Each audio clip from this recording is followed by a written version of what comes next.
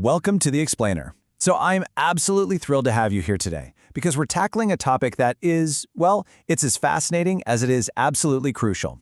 If you share your home with a feathered friend, you already know they aren't just pets, right? They're highly intelligent, deeply emotional family members. But have you ever actually stopped to think about what happens to them if you aren't around anymore? Today, we're walking through a structured guide to estate planning for your parrot. Yes, you heard that right, your parrot needs a will. And looking at these sources, it becomes incredibly clear exactly why and how to set the whole shebang up.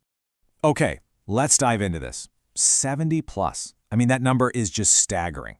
When we talk about cats or dogs, we're generally planning for a decade, maybe 2 if we're super lucky. But medium and large parrots, they can literally live 70 or more years in captivity. There are actually documented records of individual birds living well into their 80s. This isn't just some fun piece of trivia to bring up at parties. It's a profound logistical reality. It means there is a very high realistic probability that your bird could easily outlive you. To make this abstract idea of longevity a bit more digestible, let's break down the lifespan data by species. If you have a smaller bird, like a budgie, a parakeet, or a cockatiel, their lifespan typically ranges from 8 to 20 years. But if you own a conure, an Amazon, an African gray, a cockatoo, or a macaw, you are looking at a commitment of 25 to 70 plus years. Guys, that is a human lifetime. And because their lifetime might literally extend beyond your own, long-term rehoming arrangements aren't just a nice-to-have or a good idea, they are an absolute necessity. Section 2. When things go wrong, the ad hoc rehoming mess.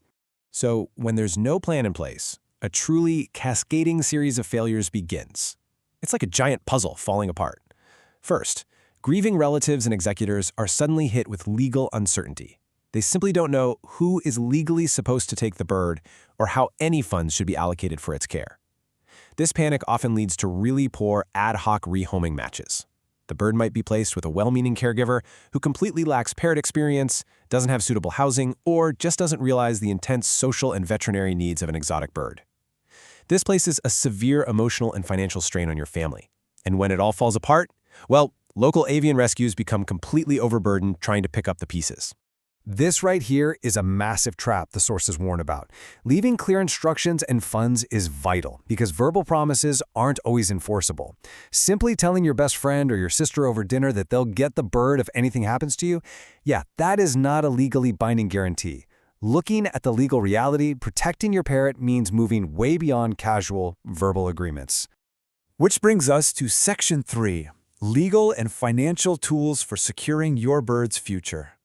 Now, what's really interesting about this is the very clear distinction between the two primary tools at your disposal. On one hand, you have a simple will clause. This is a super common method where you name a primary and alternate caregiver in your will and you leave a specific one-time monetary gift intended for the bird's care. But on the other hand, we have a pet trust, at least where available by jurisdiction. This actually creates a formal legal entity that holds funds. An appointed trustee administers those funds, distributing money to the caregiver on an ongoing basis for food, housing, and medical care. The trust is much more enforceable than an informal gift. Whichever route you end up choosing, the legal wording absolutely matters, so you'll definitely want to consult an attorney.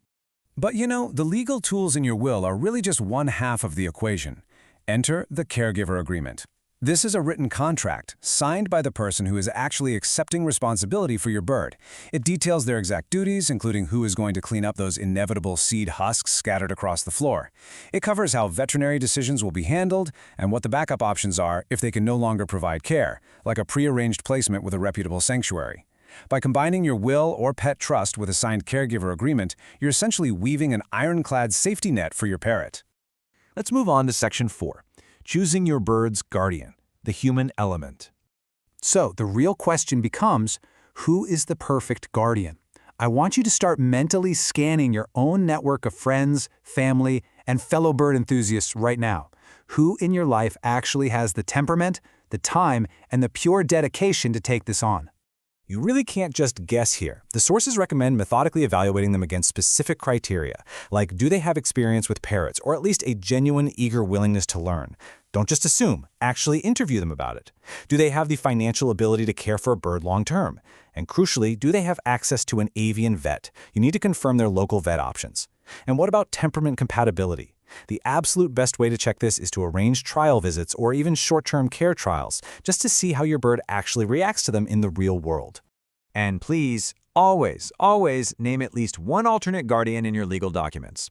Life happens, right? Circumstances change. The primary guardian you perfectly vetted today might face a health crisis or maybe a massive cross-country move 5 years from now and be completely unable or unwilling to accept the responsibility when the time actually comes. Having an alternate lined up is absolutely critical.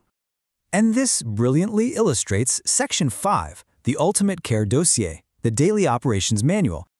This physical file needs to be comprehensive. And I mean, we are talking living room level details here. It must include their basic ID and microchip details, along with a full medical history, their normal weight, and any current medications. But way more than that. It needs their exact daily routine and diet, down to the specific brands of food, the exact times they eat, and literally which type of organic almond they demand for a treat.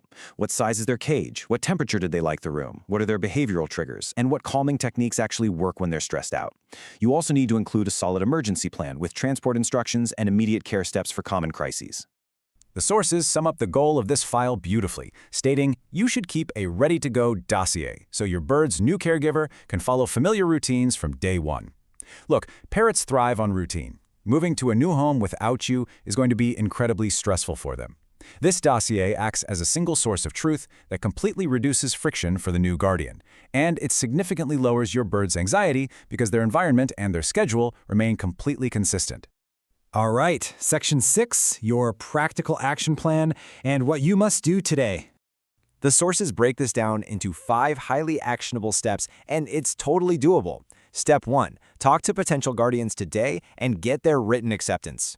Step 2, sit down this weekend and prepare that full care dossier with all their medical records and daily routines. Step 3, call an attorney to discuss adding a guardian clause to your will or creating a pet trust. Step 4, actually set aside the funds and meticulously document how a trustee will access them. And finally, Step 5, distribute copies. Give copies of these documents to your family, your vet, the named guardian, and keep one in a safe, accessible place right at home. It's a bit of work, sure, but it is entirely achievable. And hey, if you're feeling overwhelmed, remember this pro tip from our sources. Use structured templates or downloadable dossiers. Having a ready-to-fill book with sample legal clauses, caregiver agreement templates, and step-by-step checklists is hands down the absolute best way to stop procrastinating. It gathers everything into one structured place so you can just fill in the blanks and finally protect your bird. You can absolutely do this. So I'll leave you with this. If tomorrow wasn't promised, who would feed your parrot their favorite treat? Who knows exactly how to scratch their neck just right? Estate planning for a pet can feel like a maze of legal jargon, but at its core, it's really about honoring the deep emotional bond you share with your bird. By putting a plan in place today, you ensure that even if you can't be there, your love and care will continue to protect them for the rest of their very long life. Thank you so much for joining me on The Explainer today, and I truly hope this empowers you to take action.